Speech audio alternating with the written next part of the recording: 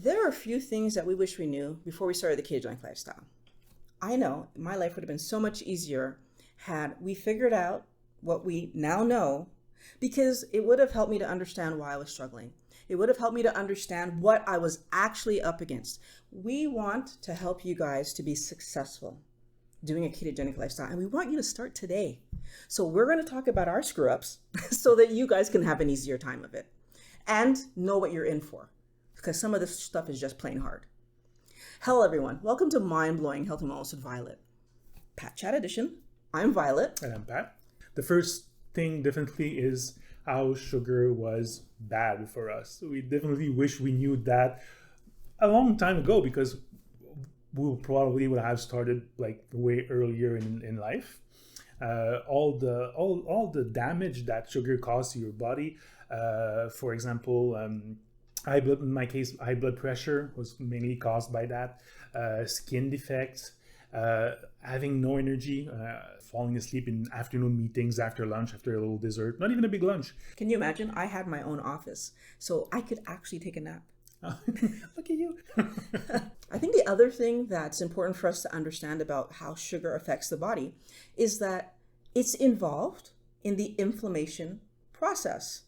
So sugar is bad because when you eat sugar, it actually tricks your body into thinking that inflammation is needed. It starts to unleash inflammasomes, leading to inflammation when in fact there's nothing to repair. So your body's constantly sending out inflammasomes to solve. It's like sending the fire department to put out fires that aren't there. Think about it that way. This is happening all through your body repeatedly, right? And then on top of it, when we have inflammation, what does the doctor do? Gives us medication to solve the inflammation that's being caused by the sugar we're eating. Okay. It's ridiculous, but if we don't know that eating excess sugar causes inflammation, every time you feel inflamed, you actually take the medication. And like in all of that, we didn't even talk about the weight. Obviously, like when you get older, you gain weight, you're wondering why, you want to go more to the gym. So like that's another huge side effect of eating too much sugar. The weight is a problem because we don't like how we look. But, and the other piece of the puzzle, the weight is a problem because if you have too much weight, it puts stress on your actual body, which again can lead to real problems where you would then have real inflammation. Right? It's just a ladder climbing on top of itself. You're constantly pushing yourself into the hole deeper and deeper and deeper. Wait. I wish I would have known that sugar is an addictive substance. Because if I would have known that sugar is an addictive substance, then first of all, when I would have started the ketogenic lifestyle, I would have been looking for, well, what type of withdrawal symptoms am I gonna actually live? So not knowing that I was gonna have withdrawal symptoms, what do you think happened to Violet? Well, I actually ended up living horrible withdrawal symptoms because I just, from one day to the next, cut off sugar. And it's not saying that it was a bad thing for me to do it that way. I know my personality. I probably would have still lived 2 or 3 days of withdrawal symptoms over trying to wean myself off of sugar because I know my personality. And the comfort of knowing that 2 days of hell would then lead to I never have to deal with this problem again because I was not going to do keto like flu twice. So there was no way I have not, since going through that process, put sugar back in my life to an extent where I had to relive that scenario. But the point I'm trying to make here is that for people who are unaware, I didn't plan it properly. I didn't plan it properly. I lived my keto flu in the middle of my work week. That was a bad idea. If I would have known, which is what I tell all the people that I advise, if they're going to start keto, start it on a Thursday. So that by the time the keto flu hits you on Saturday, you're home. That's good. You've got Saturday, you possibly Friday night, depending on how quickly it hits you, but you have Saturday and you have Sunday to get through the bulk of the horrible stuff. And then by Monday, you're starting to feel better. So I wish I would have known that. It would have made my life so much easier. You see, for me, the addiction part of sugar was more the fact that the more you eat, the more you want. Having known that, probably I would have acted earlier in life. where like already talked about being in front of TV, having cookies, and like the week after is like more cookies, and the week after is more sweet stuff. And the more you eat, the more you want. But you don't really link that to sugar as an addictive substance. So maybe having known that, we would have like acted differently. That's interesting too, because for you, there was a lot of cookies and sweet stuff. And sweet tooth. Potatoes, rice, like pasta, like that was my thing. So like, did it look like I would? No one characterizes me, with the exception of chocolate.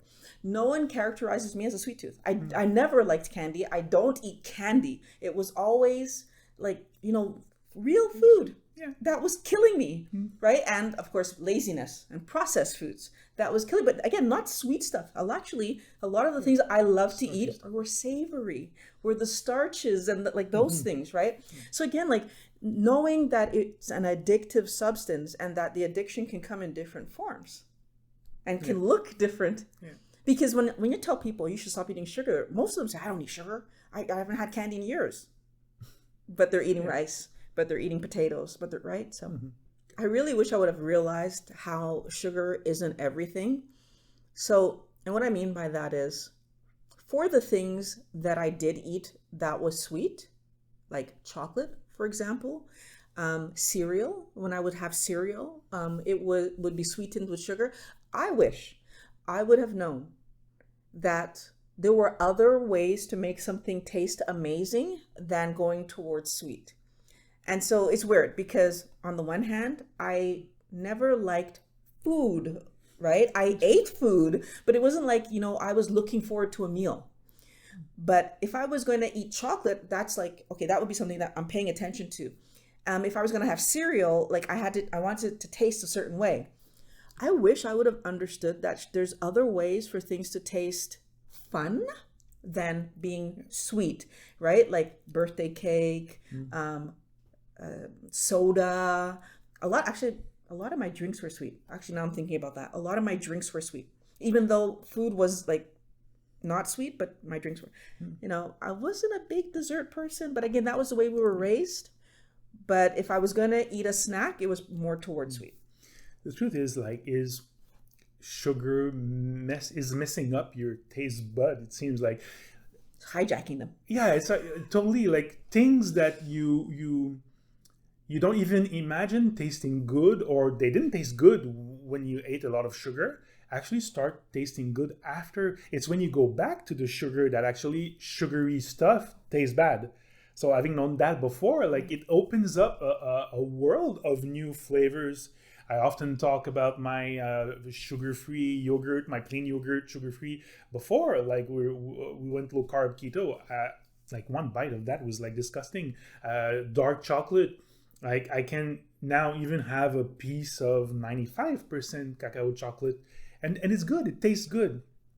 So once you know that like it's sugar that's missing your taste buds, like it's not that scary like to leave sugar. I actually want to go a step further than that and say like, because all the things you're naming there still have sugar in them. Yeah. But like, or I think almost everything has sugar in it though, so that's a hard one to change. But I'm just going to go towards something interesting. Like for me, olives. I never liked olives. I never liked avocado. Versus like, those are my two favorite things to eat now. Although there is some sugar in them still. So, but like, I feel like the fattiness of them too, like there's something there. Like I'm just thinking about eating things like pork chops and chicken and like bacon, and like how much more I seem to enjoy my meals now because, well, is it because it's the only thing I'm eating? I don't know. Maybe it could also be that like psychologically that's the time I eat. I only eat meals now, so maybe I'm enjoying the meal more because I'm not eating anything else. Yeah. But I'm also wondering about the fact that I don't eat anything almost that's just sugar anymore. Another good example is the coffee. I know before I used to put a little bit of sugar in my coffee. Now it's just cream, and it tastes good. Like even with sugar, now it tastes bad. So you just develop new flavors, and you you should not be like scared of that. Like it's a whole new world that opens up actually when you get rid of the sugar. Another thing we wish we knew is the food that are considered as healthy and that are pushed by like doctors, nutritionists, the food guides out there are actually really bad for your health. So fruits, grains, cereals, like things that you buy a box of healthy cereal that are really, really bad. Like, Want to hear the joke? Want to hear the joke? I used to tell my daughter, like I used to make distinctions between the healthy cereal and the unhealthy cereal, and I realized it's all the same stuff. Yeah. Like, but I used to push it as the health. Remember the healthy bread? You have to brown bread with all the. Yeah. It's all the same. It's like we really had this idea that they fooled us. They fooled us into believing that there was a difference between Fruit Loops and Cheerios. It's all the same. Yeah. So I wish I do agree with you. I wish I would have known that, and I wish I would have known for, again, what I said a few minutes ago, the regular foods, like quinoa versus spelt versus rice versus pasta. I mean, besides the fact that pasta is processed, all carb.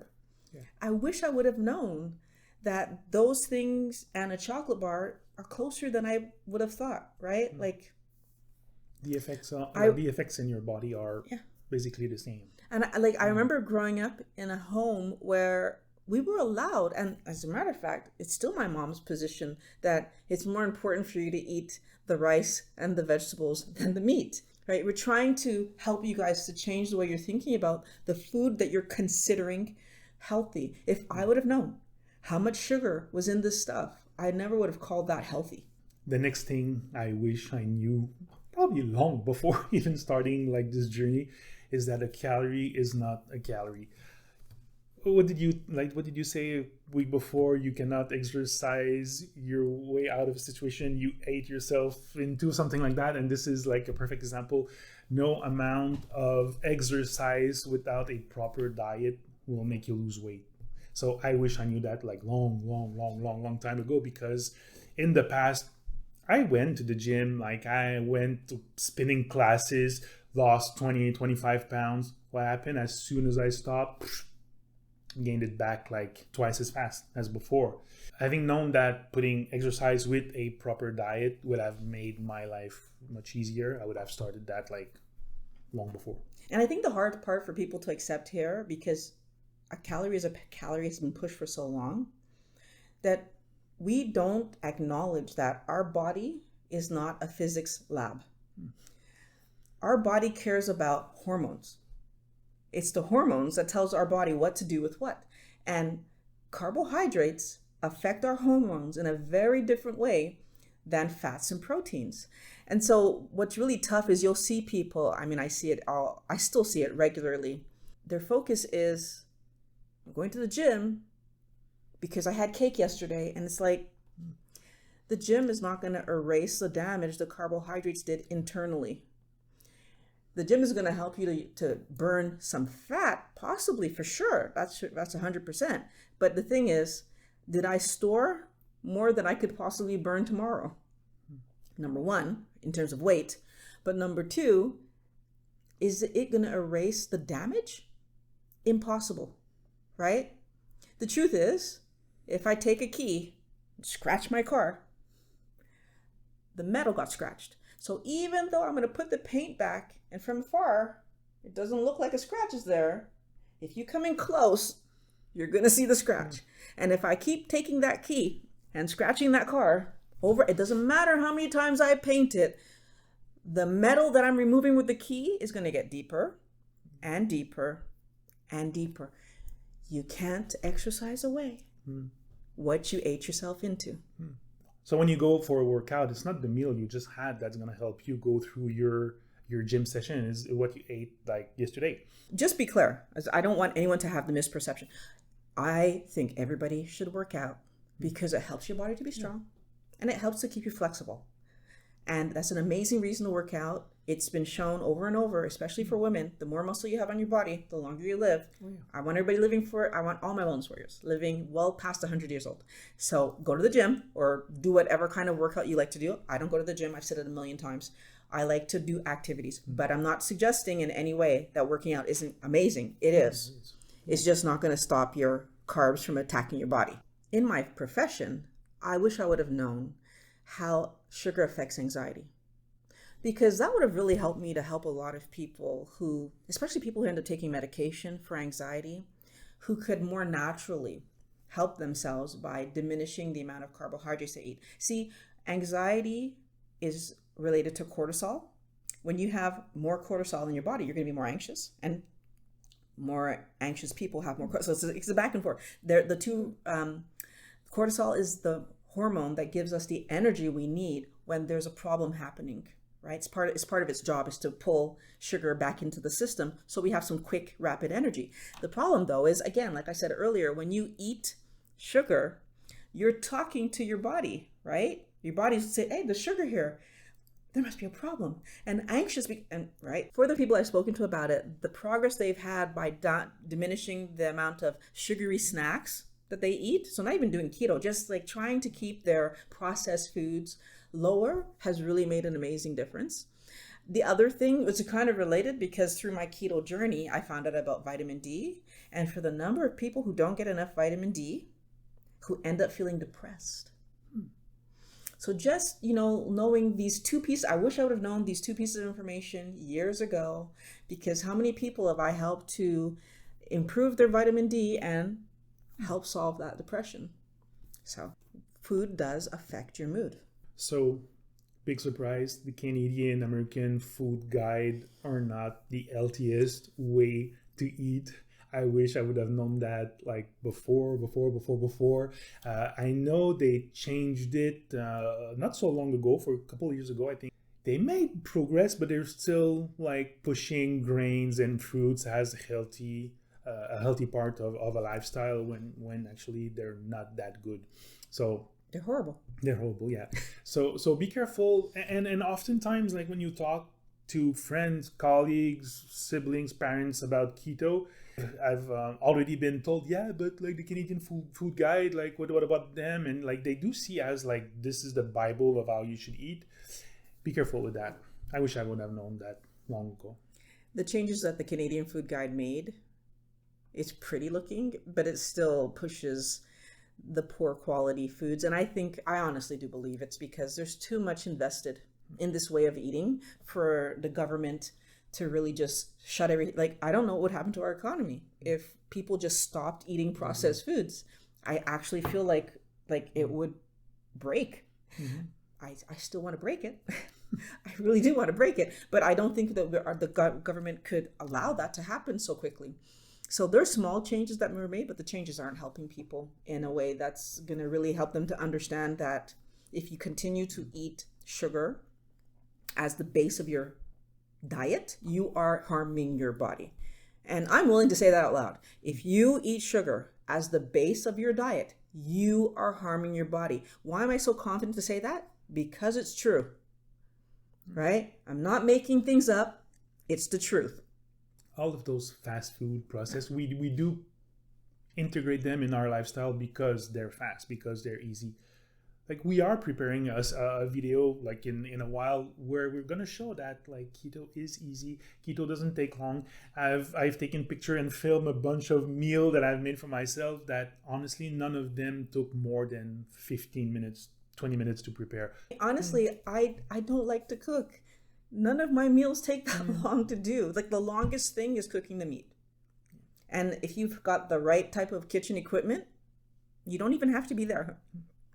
So I just feel like this fast food, we want convenience, even though the convenience is inconvenient, because I would rather feel good than have a quick meal. And you know what? I'd rather pay a little more on the meal than give the money away to my doctor, give the money away to the pharmaceutical companies. I'd rather pay a little more on my meal. I wish I would have known how much more energy I would have had not eating sugar. What's really, really tricky, and again, makes me so angry, is that they always tell you the best energy is sugar. You know, eat those bananas before you're going to go do something. Eat that pasta before you're going to go do something. That quick, clean energy. It is not quick. No, that's not true. It is quick. But why is it quick?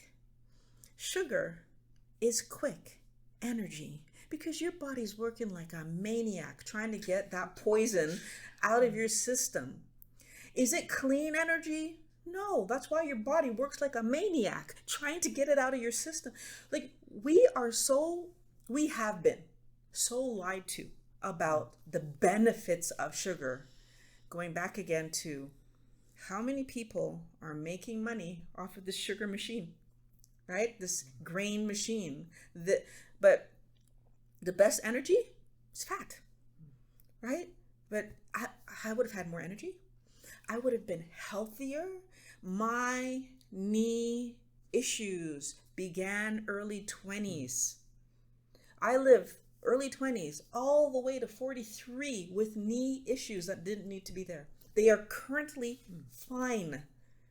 Can you imagine 20 some odd years, 22, 20, 21 years of knee pain that did not need to be? I wish I would have known. I remember like I was in high school playing badminton like 25 hours like a week, and once I went to the hospital and they took my blood pressure, and like the nurse was like, oh, it's a little bit high, like it's the same as you, like in late 18 years I already had some beginning of a high blood pressure problem. So yeah, like the next thing I wish I knew before is that we don't have like all these little aches and pains because we're getting old. Is because we don't have good eating habits. How often like you hear your uncles, like cousins, like, oh, I'm just like, yeah, I'm knee problem, hip problem, like because I must be getting old. Not at all. Funny enough, when I was working for the government at one point, a colleague said, oh, you know, like as we get older, we have our children, we just get fat. And it's like, that's not reality. We get fat because we eat garbage. It's not just because we get old. So yeah, you're right. There is this assumption that as you age, you have to fall apart. Of course you're going to get older. Of course we're going to slow down. We're a healthy 20-year-old Violet and a healthy 50, 70, 80-year-old Violet is not going to be behaving the same way. That's for sure. But a healthy 70-year-old Violet can, in this moment, the way I'm looking at it, might actually be feeling better than the Violet was feeling at 25, 30. I will be healthy because I will treat my body the way I'm supposed to treat my body. And I wish I would have known when I was younger that that's what I needed to do. If I had to say there was one thing I wish I knew that hits me the hardest, that like I would say like, oh wow, life would have been very different. It's if I would have known that Kyler was right, I never would have fought her. Because Kyler never wanted to eat sweet stuff. I always offered her the birthday cake. I always bought the cookies, even though it was just her friends eat. I always bought these things, until eventually she started eating them too. But if I would have known that she was just right, that she didn't like the taste because the taste wasn't healthy, rather than put her in front of the unhealthy food, I would have joined her there. I wish I would have known that she was right. And I want all the new parents, pay attention to your little people, because I guarantee you they're spitting out that sweet stuff right now. I guarantee you that they're like, ugh, ugh, ugh. They're doing that. She used to do it. My niece did it. My nephew did it. All the little kids that I was actually around them when it was time to teach them and introduce them to new foods, they all did it. I wish we would have known how right they were, because I would have followed them. Yeah. And honestly, it just makes me think about your last Monday's video where Dr. Fung like asked his son, like, how do you think we would be like losing weight the easiest or something like that? And you just like the son said, you just stop eating, you're just fasting. So you have to listen to I had like one of my son that was like that also, like in his early age, like birthday cake. No, didn't want that. Was scraping off the icing on the cake. As soon as it was too sweet, like he was putting it off. Like he didn't like it at all. The thing I wished other people knew at the time. So nutritionists, doctors, I wish they knew about keto. I wish they knew about how bad sugar is for your health. Because how many times I've went and okay, my weight was out of control, I was moving more. Say, oh, okay, I'm gonna go see a nutritionist, and you're limiting your calories and you're doing more. So it's always the eat less, move more story that never works. And health professionals still push that idea. So I wish they knew better. So somehow I wish also that keto was more mainstream, or low carb was more mainstream. Like even when you started looking for information about your hip, you needed to look hard for, like, keto came around, but like it's not like you turn on YouTube and you see a bunch of keto videos. So that's why we're there for us, for you guys. But like yeah, I wish like that was mainstream a little bit earlier in my life. So I remember, actually, the funny thing is, I remember a few conversations that you and I had where I don't remember what, maybe it was the hip thing. Then you were like, "Oh, just go see a nutritionist," or whatever. Yeah. And I remember, like, part of, like, I mean, obviously, I talked to people about food and health and whatever before this, giving the same spiel. And like knowing, I know exactly what the nutritionist is going to tell me because I tell people this information.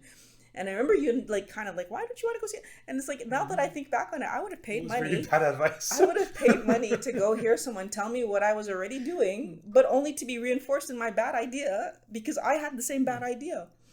I am so sorry to all the people out there that I ever said that you need to go and exercise more and just be moderate in your foods that you're eating and like all that it was me not knowing that there was an extra piece of this puzzle that the nutritionists and the education system that I went through that told me the same information were wrong, right? And if I would have known that 100%, I wouldn't have been giving out that bad information. And I really don't believe, and I read the book by Dr. Barry, Lies My Doctor Told. I believe him. People don't know. Like doctors don't know. They're not out there giving bad information while they're holding on to the secret to themselves because the doctors are fat too. If they knew, they'd all be skinny and we'd all be fat. It's not the truth. Doctors are overweight just as much, like the percentage of overweight doctors isn't different than the percentage of overweight people in the rest of the world, or the rest of the people, I should say. So it's not that they're holding and lying to us. They just don't know. They just don't know.